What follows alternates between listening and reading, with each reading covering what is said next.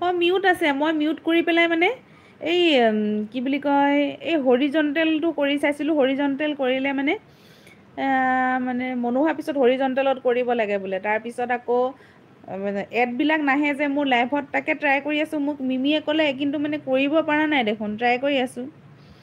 Mute কৰি ল'বলৈ দিলে, হৰিজণ্টেল কৰিব দিলে, হৰিজণ্টেল নহয়েই যে, তাকে চেষ্টা কৰি আছোঁ, হোৱাগৈ নাই।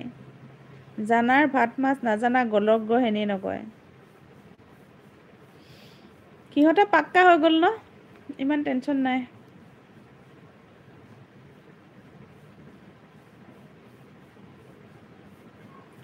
গ'ল কোনোবা